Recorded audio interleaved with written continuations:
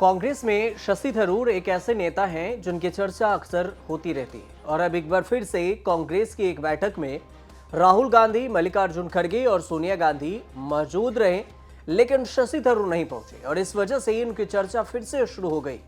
एक सवाल ये भी आपके मन में भी उठ रहा होगा कि अगर मान लीजिए कि शशि थरूर कांग्रेस को छोड़ दें तो इससे केरल कांग्रेस की राजनीति पर कितना असर पड़ेगा। लेकिन सबसे पहले बैठक में क्या कुछ हुई है इस बारे में आपको बताते हैं। 21 जुलाई से मानसून सत्र की शुरुआत हो रही है और विपक्ष सरकार को घेरने की पूरी तैयारी में जुटी है और ऐसा लग रहा है कि विपक्ष मानसून सत्र को धमाकेदार और हंगामे की तैयारी में लगी और इसे लेकर कांग्रेस ने 15 जुलाई को सोनिया गांधी की अध्यक्षता में बैठक बुलाई और इस बैठक में मल्लिकार्जुन खड़गे से लेकर राहुल गांधी तक सभी मौजूद रहे, लेकिन शशि थरूर मीटिंग से नदारद रहे।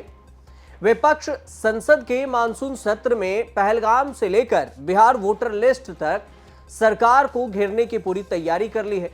पहलगाम हमले के आतंकियों के बारे में अब तक पता नहीं चलने, इसके अलावा ऑपरेशन सिंदूर को बीच में ही क्यों रोका गया, बिहार में जो जारी अभी वोटर लिस्ट वेरिफिकेशन की प्रक्रिया है, इसके अलावे तमाम मुद्दों को प्रमुखता से उठाने की बात इस बैठक में हुई।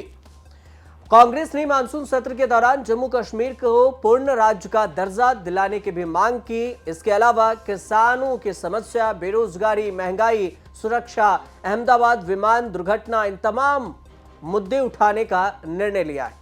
तमाम मुद्दों को लेकर सोनिया गांधी की अध्यक्षता में उनके आवास 10 जनपद पर पार्टी के संसदीय रणनीतिक समूह की बैठक में यह फैसला किया गया कि इन तमाम मुद्दों पर संसद में उठाया जाएगा, अपनी आवाज उठाई जाएगी। संसद का मानसून सत्र 21 जुलाई से शुरू हो रहा है और 21 अगस्त तक चलेगा। लेकिन अब सवाल यह है कि कहां गायब थे शशि थरूर। तो बैठक में मल्लिकार्जुन खड़गे, राहुल गांधी, राज्यसभा में पार्टी के उपनेता प्रमोद तिवारी और महासचिव जयराम रमेश, लोकसभा में कांग्रेस के मुख्य सचेतक के सुरेश, इसके अलावा मणिकम टैगोर, तमाम नेता इस बैठक में भाग लिए, मगर बैठक से शशि थरूर गायब रहे। ऐसे में चर्चा यह होने लगी कि जब कांग्रेस की कोर टीम मोदी सरकार के खिलाफ रणनीति बना रही थी, तब उस वक्त शशि थरूर कहां गायब थे। तो इसका सीधा सा जवाब यह है कि शशि थरूर देश में नहीं है, वे देश से बाहर हैं।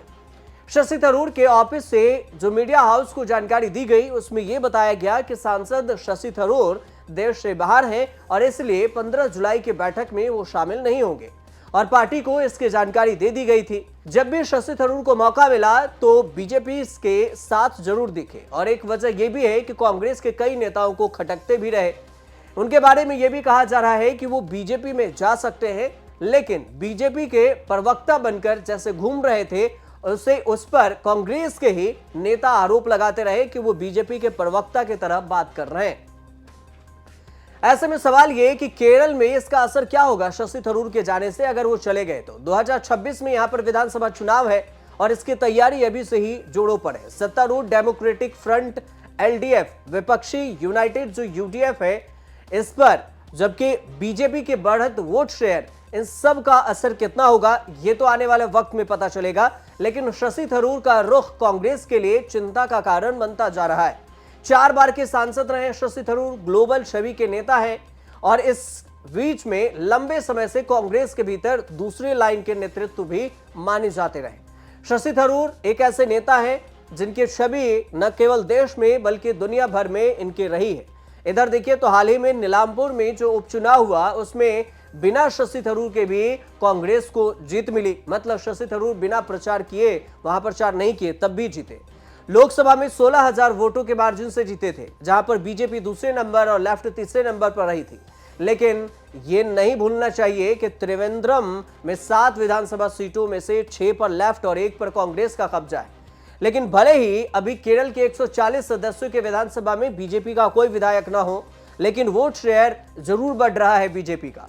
2019 से लेकर 2024 के लोकसभा चुनाव के बीच बीजेपी का वोट शेयर केरल में 13% से बढ़कर 16.68% हो गया है और पार्टी ने त्रिशूर सीट पर ऐतिहासिक जीत भी दर्ज की।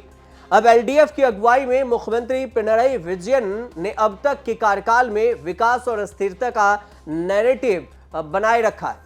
हालांकि एंटी इनकम्बेंसी का भी माहौल है। महंगाई, बेरोजगारी और महिला सुरक्षा जैसे मुद्दे विपक्ष को हथियार के रूप में काम आ रहा है और यूडीएफ, खासकर कांग्रेस, फिलहाल अंदरूनी खींचतान और नेतृत्व संकट से जूझ रही है। शशि थरूर जैसे नेता अगर कांग्रेस से नाराज होते हैं तो इसका असर भी कांग्रेस पर केरल में पड़ सकता है, लेकिन फिलहाल कितना पड़ेगा और कितना इस पर नुकसान होगा, इससे आप अंदाजा इससे लगाया जा सकता है कि हाल ही में एक सर्वे आया था जिसमें सीएम पद को लेकर चुनाव हुए, जिसमें सर्वे कराए गए। इसमें यह पता चला कि सबसे नंबर 1 पर यूडीएफ के उम्मीदवार में सीएम के तौर पर शशि थरूर का ही नाम है। ऐसे में आप खुद अंदाजा लगा लीजिए कि अगर शशि थरूर कांग्रेस छोड़कर जाते हैं तो कांग्रेस को केरल में कितना बड़ा नुकसान हो सकता है। लेकिन फिलहाल इस पर कोई भी चर्चा नहीं है, ये अटकलबाजियां हैं और सोशल मीडिया की ये खबरें हैं कि शशि थरूर जा सकते हैं, जबकि खुद उन्होंने आधिकारिक तौर पर कहा कि ऐसी कोई भी विचार नहीं है कि हम कांग्रेस छोड़कर जाएं, लेकिन रास्ता जरूर खुला हुआ है। फिलहाल आपको ये रिपोर्ट कैसे लगे हमें कमेंट कर जरूर बताएगा और अच्छी लगी हो तो चैनल से जुड़िए, देखते रहिए न्यूज़ तक।